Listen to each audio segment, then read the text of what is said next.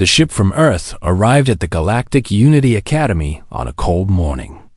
The Academy floated on the moon of Talos 7, a place where children from many alien species came to learn together.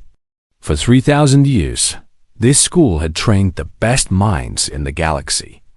Diplomats, scientists, and peacekeepers all walked these halls before going out to change the universe.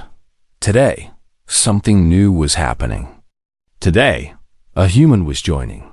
Yuna stepped off the transport ship and felt the artificial gravity pull at her bones. It was lighter here than on Earth. Everything felt strange. The air smelled different. The light from the distant sun was pale and blue. She held her small bag close to her chest and looked around at the massive buildings made of white stone and floating metal. She was 17 years old. She had black hair cut short and simple dark eyes that watched everything carefully. Back on Earth, in the city of Bizon, she had been a normal girl. Good grades. Quiet personality. Nothing special. But then the Galactic Council had asked for a human student, and somehow her name was chosen. Her grandmother had cried when she left. Her mother had hugged her tight and whispered, "Make us proud. Show them what we are." Now, standing alone on an alien moon, Yuna wondered if she could dot other students walked past her. Some were tall with blue skin and 4 arms. Some were covered in scales that shone like jewels. Some floated instead of walked. And all of them stared at her with strange eyes. Yuna heard their whispers. She did not understand all the languages, but she understood enough. Is that the human? A Death Worlder. Here. Can you believe it? Look at her. So small. So fragile. Yuna kept her face calm.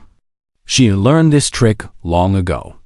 When people said mean things, she did not show her feelings. She simply kept walking. A small light appeared next to her shoulder. It flickered and then took the shape of a young man with a kind face. This was Taiwu, her AI assistant. The Academy had given him to her to help her understand this new world. "Welcome to the Academy, Yuna," Taiwu said in Korean. His voice was warm. "I have been programmed with information about your culture. If you feel lonely, you can talk to me." Yuna felt a small smile on her lips. "Thank you, Taiwu. I think I will need that." The first week was hard. Yuna learned that humans had a bad reputation in the galaxy. Earth was called a death world because it was so dangerous. High gravity that crushed bones. Radiation from a yellow sun that caused cancer. Oceans full of salt that burned skin. Air thick with oxygen that was poison to many species. And the animals. Sharks, lions, snakes, insects that spread disease. The other species could not understand how humans survived at all. To them, Yuna was a primitive. A creature from a nightmare planet. Something that should not exist. In class, no one sat next to her. In the dining hall, she ate alone. When she walked through the corridors, other students moved away as if she carried disease. Yuna did not complain. She went to her classes. She studied hard. She spent long hours in the Academy archives, learning alien languages and history.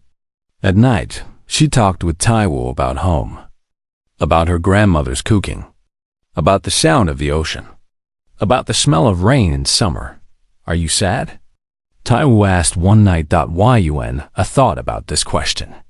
"No," she said finally. "I am alone. But I am not sad. My grandmother always said that hard times make strong people. This is just a hard time." But then things got worse. There was a group of students who hated Yuna more than the others. They were called the Velkari, and they came from a powerful empire. Their skin was pale purple, and their eyes were like silver coins. They moved with the grace of dancers and spoke with the confidence of kings. Their leader was a boy named Dorian. He was a prince of the Velkari Dominion, and he believed that humans did not belong in the galaxy. Every time he saw Yuna, his silver eyes filled with disgust. The Academy has fallen low. Dorian said loudly one day, making sure Yuna could hear. "They let animals walk among us now." His friends laughed. Yuna kept walking. She did not look at them. She did not respond. But Dorian was not satisfied with words. Small things began to happen. Yuna's assignments disappeared from her computer. Her food was accidentally knocked from her hands. Her shoes were stolen from outside her quarters. Once, someone pushed her down a stairway, and she fell hard on her knee. When Yuna reported these things to the administrators, they listened with bored faces. They said they would investigate. They did nothing. The Valkyrie Dominion was powerful, and Dorian's father was an important man. No one wanted to make trouble. Only one person seemed to notice Yuna's situation. Instructor Vel was an insectoid creature, tall and thin with a hard shell and many eyes. She taught history and strategy. One day after class, she asked Yuna to stay behind. "I have been watching you, human," Vel said. Her voice was like clicking stones. "I have read about your planet, your species, your history." Yuna waited quietly. "Your people have suffered much," Vel continued. "Wars, diseases, famines, ice ages, mass extinctions. And yet you survived. You always survived." "Yes," Yuna said simply. Vel's many eyes studied her. "There is a human phrase I found in my research. What does not kill you makes you stronger. Is this true?" Yuna thought about her grandmother, who had survived hunger and war. She thought about her grandfather, who had walked home from a prison camp in the snow. She thought about her mother, who had served as a soldier and came back with scars that never fully healed. "Yes," Yuna said. "It is true." Vel made a clicking sound that might have been a laugh. "Then I wonder if these children understand what they are doing. Every wound they give you, every cruelty, they are only making you stronger." That night, Yuna returned to her quarters. She opened the door and stopped. Someone had been inside. Her few belongings were thrown everywhere. Her pictures of home were torn. And on the wall, burned deep into the white stone with some kind of energy weapon, was a message in Galactic Common. "Go back to your death rock." Yuna stood very still. She looked at the message for a long time. Then she began to clean up her room, piece by piece, without saying a word. Taiwu appeared beside her. "Yuna, are you all right?" She picked up a torn picture of her grandmother. She smoothed it carefully with her fingers. "I am fine," she said quietly. "But I think things are about to change." Outside her window, the pale blue sun was setting. Somewhere in the academy, Dorian was probably laughing with his friends. He did not know it yet, but he had made a terrible mistake. The days after the attack on her room were quiet. Yuna cleaned the burned message from her wall. She put her torn pictures back together with tape. She did not report what happened. She knew it would do no good. Instead, she changed her routine. Every morning, before classes began, Yuna went to the gravity simulation rooms. These rooms could make gravity heavier or lighter. Most students used them to exercise gently or to experience what other planets felt like. Yuna set the gravity to Earth normal. Then she set it higher. And higher still. She ran. She jumped. She did push-ups until her arm shook. She practiced the martial arts her mother had taught her when she was young. Basic things. How to fall without getting hurt. How to block a punch. How to use an enemy's weight against them. The room OI warned her that the gravity was dangerous. That her bones could break. That her heart could fail. Yuna kept training. At night, she studied harder than before. She memorized alien languages. She learned the history of every major species. She read about strategy and tactics, about war and peace, about how the galaxy worked. Knowledge was power, and she needed all the power she could get. Her body grew stronger. Her mind grew sharper. And through it all, she kept smiling politely at her tormentors. This confused Dorian very much. He had expected her to cry, to beg, to run away. That was what weak creatures did when you hurt them. But this human girl just kept coming to class. She kept getting good grades. She kept walking through the corridors with her head held high. It made him angry. "We need to push harder," Dorian told his friends. "We need to break her." The harassment became worse. Dorian's group would follow Yuna through the academy, laughing and calling her names. They would accidentally spill drinks on her. They would block her path and force her to walk the long way around. Once, they locked her in a storage room for 3 hours. Other students watched but said nothing. The administrators continued to look the other way. The Valkyrie Dominion was too powerful. No one wanted to cause problems over one human girl, but not everyone was cruel. One afternoon, a small creature approached Yuna in the library. He was called a Krellian, about the size of a large cat with soft fur and big round eyes. His name was Bomi, and he was one of the youngest students at the academy. "Excuse me," Bomi said in a tiny voice. "Are you the human?" Yuna looked down at him. "Yes, I am Yuna. I saw what they do to you," Bomi said. "The Valkyrie. They are mean." He paused. "They are mean to me too, because my planet is small and weak." Yuna felt her heart soften. She knelt down so she was at Bomi's level. "I am sorry they hurt you too. Does it ever stop hurting?" Bomi asked. Yuna thought carefully before answering. "The pain stays the same," she said honestly. "But you get stronger. And one day, you realize the pain cannot control you anymore." Bomi's big eyes got even bigger. "You are very brave." Yuna smiled. "I am just human." After that day, Bomi would sit near Yuna in the library.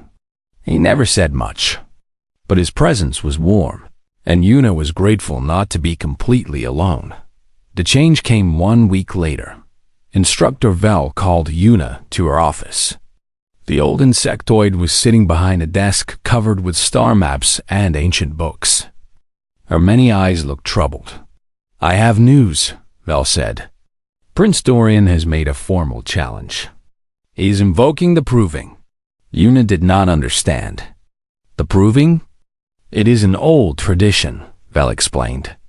"When two students have a conflict that cannot be solved, they can demand a Proving. 3 trials. Mind, body, and spirit. The winner is declared right. The loser must accept the judgment of the Academy." "And if I lose?" Vel's voice was careful. "If you lose, Dorian will demand your expulsion. He says you bring shame to the Academy by your presence." Yuna was quiet for a moment. "And if I refuse to compete?" "Then you are branded a coward. You will be forced to leave anyway." Vel leaned forward. "This is a trap, child. The Proving favors those who are strong. The Valkyrie have trained for such contests for generations. Dorian has never lost." Yuna nodded slowly. She understood now. Dorian was not just bullying her. He was trying to remove her officially, to prove, in front of everyone, that humans did not belong. "When is the Proving?" Yuna asked. "In 10 days. Then I have 10 days to prepare." Val made her clicking laugh again. "You are going to accept? Against a Valkyrie prince?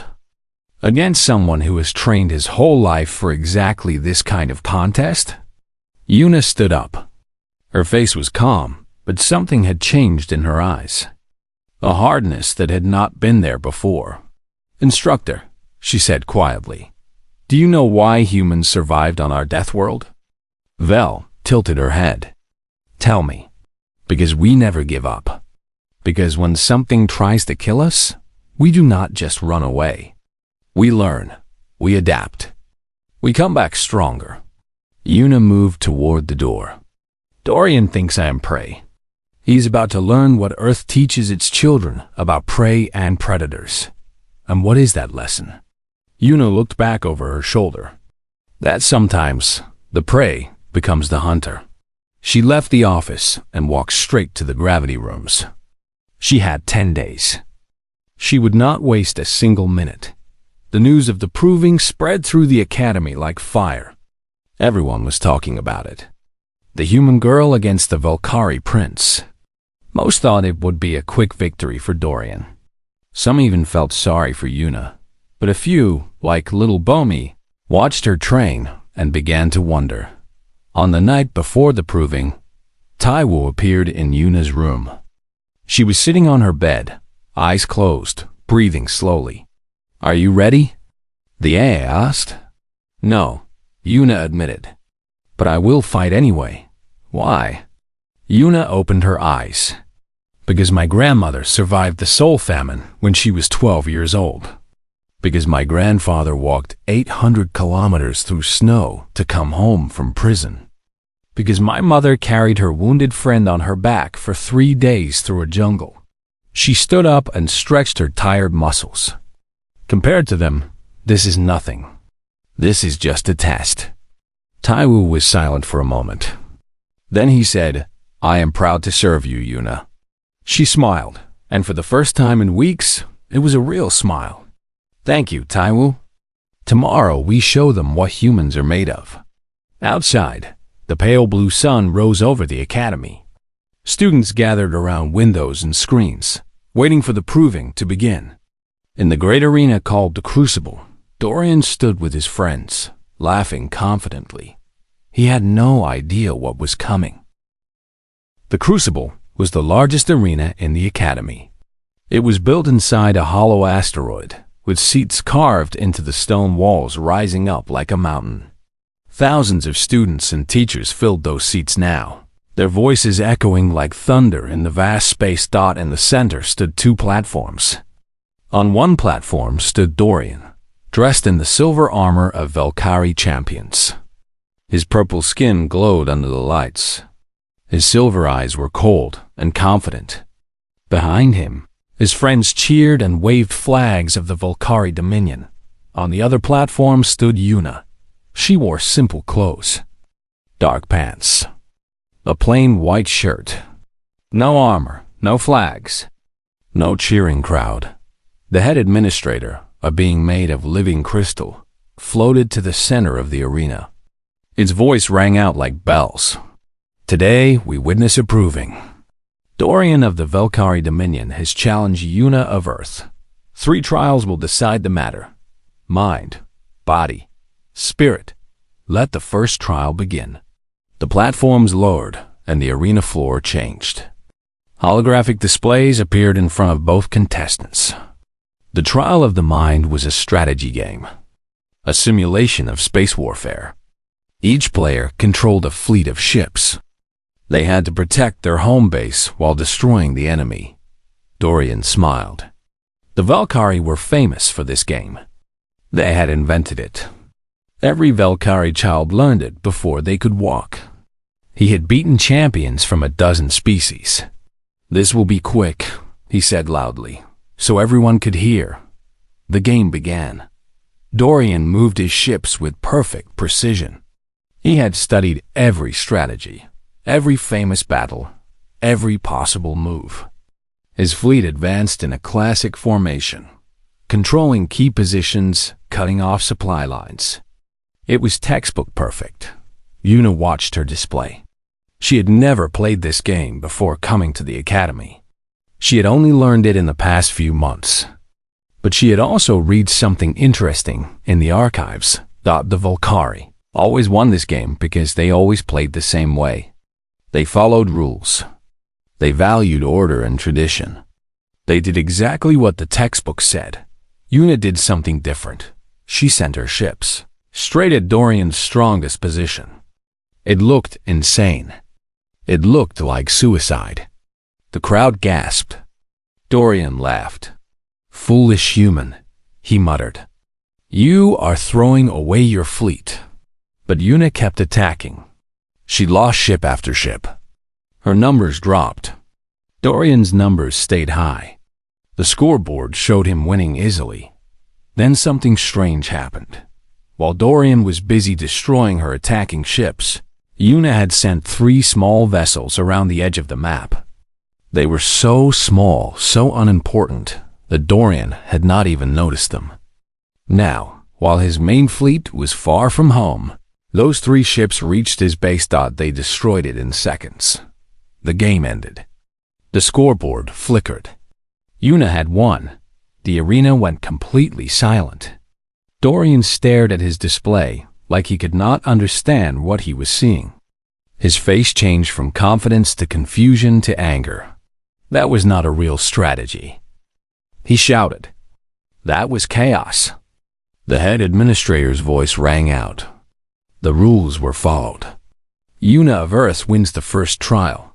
In the crowd, Instructor Vel made her clicking laugh.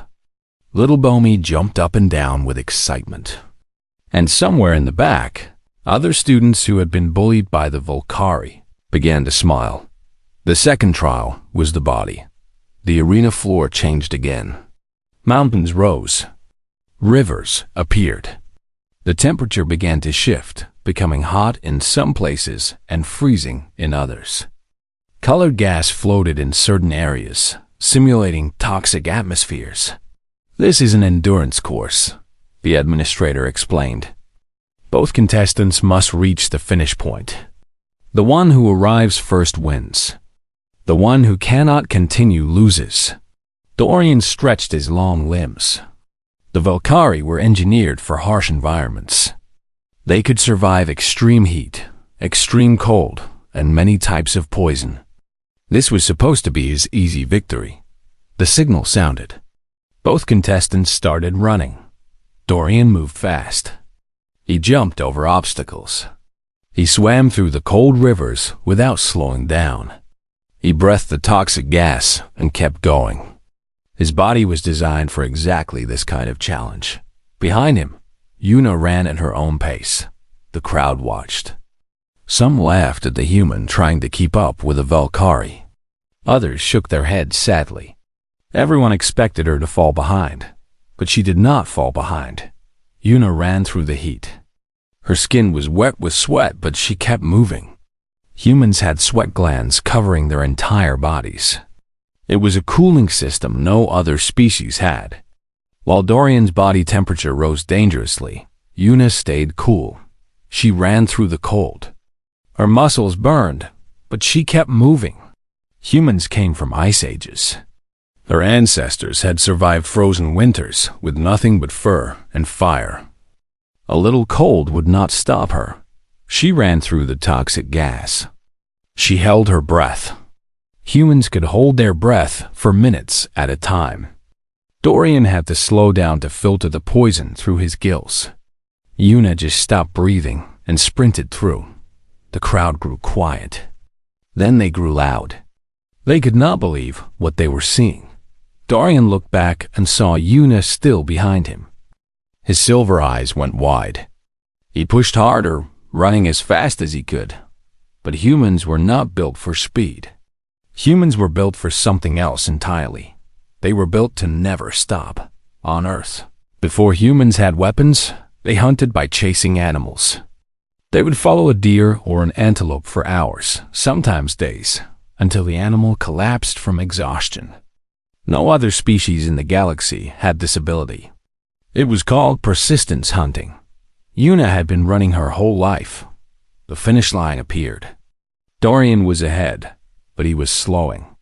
His engineered body was failing. The combination of heat, cold, and poison had taken its toll. Yuna was behind, but she was not slowing at all. 20 meters from the finish. Dorian stumbled. Yuna kept running. 10 meters. Dorian fell to one knee. Yuna ran past him. 5 meters. Dorian screamed in frustration and tried to stand. Yuna crossed the finish line. The arena exploded with noise. Students were shouting, arguing, some cheering, some angry. No one could believe what had just happened. A human, a primitive from a death world, had beaten a Volcari prince in physical competition. Dorian was helped off the course by medical robots. His face was twisted with rage and shame. He did not look at Yuna. He could not look at her. The head administrator raised a crystalline arm. Una of Earth wins the second trial. She leads 2-0. If she wins the third trial, she will be declared the victor of this proving. In the stands, Instructor Vel nodded slowly. Remarkable, she said to herself. Truly remarkable. Little Bomi was crying with happiness. Around him, other small and weak species were watching Una with new eyes. If a human could stand against the Valkyrie, maybe they could too. On the arena floor, Una stood alone. She was tired. Her muscles ached, but she did not show it. She looked up at the crowd with calm, steady eyes. One more trial. One more chance. And then this would be over. But high in the stands, Dorian was whispering to his friends. His silver eyes were dark with hatred. We cannot let her win the third trial, he said quietly. We cannot let her win anything. Tonight we end this ourselves, permanently. His friends nodded. They began to make plans. And Una, standing in the light of victory, had no idea what was coming.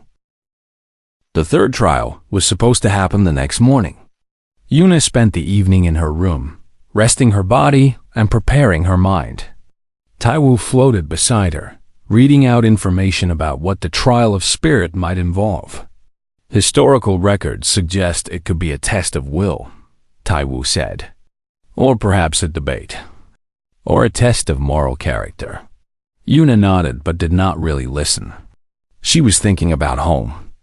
About her grandmother's wrinkled hands making soup.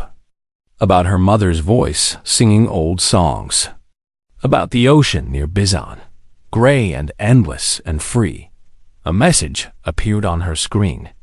It was from Instructor Vel. Come to my office. I have important information about tomorrow. Una stood up. I will be back soon, she told Taiwu. She walked out into the corridor. The academy was quiet at this hour. Most students were sleeping or studying in their rooms. The lights were dim, creating long shadows on the white walls. Una took the stairs down toward the instructor offices. But when she reached the lower level, she found the corridor blocked. A maintenance sign said the area was closed for repairs. Strange. Instructor Vel had not mentioned this. Una turned to find another path. She walked down a side corridor, then another. Soon she was in a part of the academy she did not recognize. The walls here were old and stained. The lights flickered. This was the maintenance level, deep below the main buildings. She heard footsteps behind her. Una turned. 7 figures stepped out of the shadows. Valkyrie, all of them. And in front walked Dorian. His silver eyes were not cold anymore. They were burning with hate. Did you think you could humiliate me and walk away? Dorian asked. His voice echoed in the empty corridor. Did you think there would be no consequences? Una looked at the 7 Valkyrie surrounding her. She looked at the energy batons in their hands. She looked at the darkness stretching away in every direction. You sent the fake message, she said calmly. Of course. Dorian smiled, but it was not a nice smile. I disabled the surveillance systems down here. I jammed your communication link. No one knows where you are. No one is coming to help you. The other Valkyrie moved closer. They formed a circle around Una. There was nowhere to run. Here is what is going to happen, Dorian said. My friends are going to hurt you. Not enough to kill. That would cause too many problems. But enough to break bones. Enough to damage nerves. Enough to make sure you can never compete again. He stepped closer. Tomorrow, you will withdraw from the academy. You will go back to your death rock and never return. And everyone will know that humans do not belong among civilized species. Una said nothing. She just stood there, looking at Dorian with those dark, steady eyes. Do you have anything to say? Dorian asked. Any begging? Any crying? I would enjoy that. For a long moment, Una was silent. Then she did something that surprised everyone. She laughed. It was not a crazy laugh or a scared laugh. It was quiet and genuine, like she had just heard a funny joke. "What is funny?" Dorian demanded. His face twisted with confusion and anger. Una stopped laughing. When she spoke, her voice was different, harder, colder, like steel wrapped in silk. "You really do not understand, do you?" she said. "You think this scares me?" 8 pampered princes from paradise worlds, threatening a girl from Earth. She began to walk forward, slowly, calmly. The Volcari actually stepped back without meaning to. "Let me tell you about my family," Una said. "My grandmother was 12 years old when the Soul Famine happened. For 3 years, she ate grass and tree bark to survive. She watched her parents die of hunger. She walked 200 kilometers to find food, alone, as a child." Another step forward.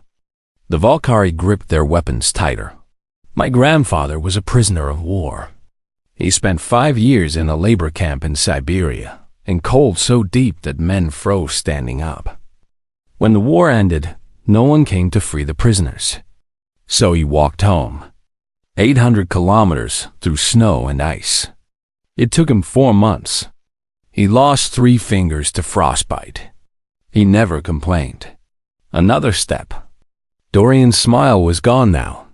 "My mother was a Marine. She served in 3 wars. She was shot twice. She was captured once. She escaped by killing 4 guards with her bare hands." Una stopped walking. She was very close to Dorian now. Close enough to see the fear beginning to grow in his silver eyes. "I come from a world that has been trying to kill us for 300,000 years, Una said softly. "Ice ages, plagues, famines, wars, predators, natural disasters.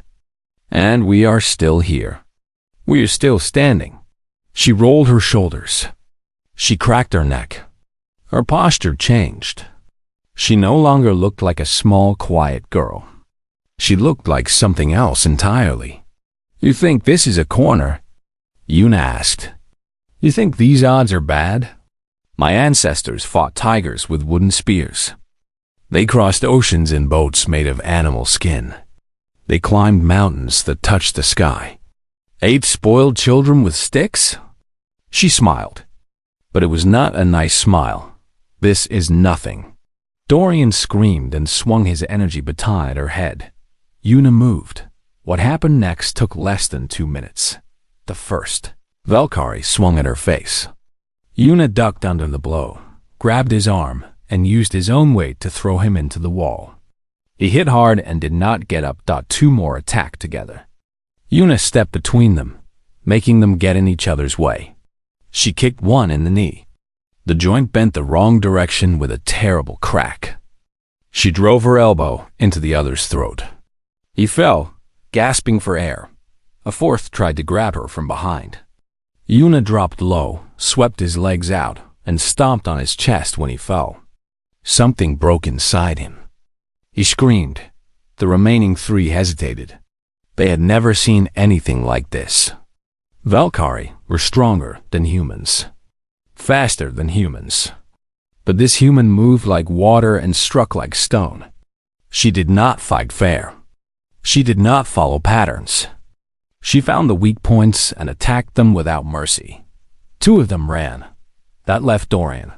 The prince stood alone now, his energy baton shaking in his hand. His silver eyes were wide with terror. The proud prince of the Volcari Dominion looked like a scared child. "What are you?" he whispered. Yun walked toward him.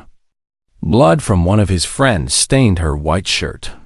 Her breathing was heavy but steady. Her dark eyes showed no fear, no doubt, no hesitation. "I am human," she said simply. Dorian swung his baton in desperation. Una caught his wrist, twisted, and the weapon fell from his fingers. She kicked his legs out and he fell to his knees in front of her. For a moment, she just looked down at him. This boy, who had tormented her for months. Who had made her life miserable? Who had tried to break her? Lesson 1. Yuna said quietly. Never corner something meaner than you. She released his wrist. Dorian collapsed to the ground, shaking. Yuna turned and walked away. Behind her, the groans of injured Valkyrie echoed in the dark corridor. She had a third trial to win. The next morning, Yuna stood in the Crucible arena, ready for the third trial. But the trial never happened. Instead, the head administrator floated to the center of the arena with a grave expression. Behind the crystal being stood Instructor Vel and several security officers. And beside them, looking very small and very scared, stood Dorian. The third trial has been cancelled, the administrator announced. New evidence has come to light. A holographic display appeared in the air, showing the maintenance corridor from last night. The crowd watched in shocked silence as the video played. They saw Dorian and his friends ambush Yuna. They heard his threats. They watched the fight. And they watched Yuna walk away at the end, leaving 7 groaning Valkyrie on the ground. This video was recorded by the AI assistant assigned to Yuna of Earth. The administrator continued. Taiwu maintained a backup recording system that could not be jammed. He transmitted the evidence directly to Academy security. In her mind, Yuna thanked Taiwu. The little AI had saved her in more ways than one. Based on this evidence, the following judgments are made. The administrator's voice was cold and hard.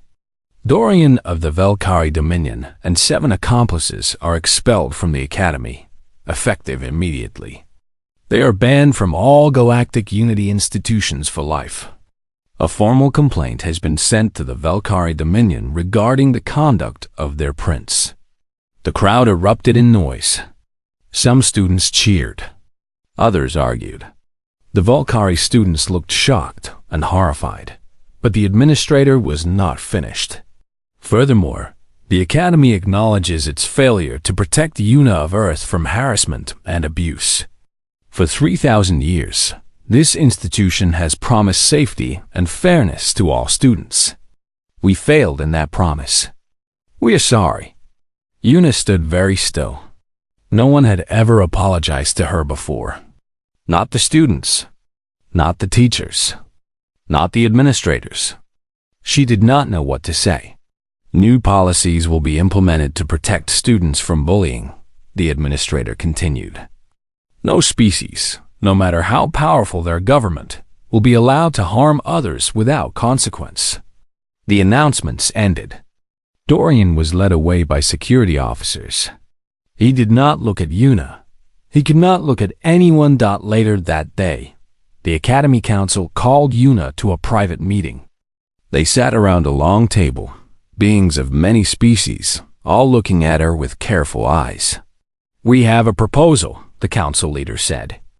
Given everything that has happened, we believe it would be best for everyone if you transferred to a human institution. We can arrange comfortable transportation back to Earth. You would not lose any academic credits. They were offering her a way out. A chance to escape. To go home. Yuna looked at them for a long moment. She thought about her grandmother's apartment in Bizan.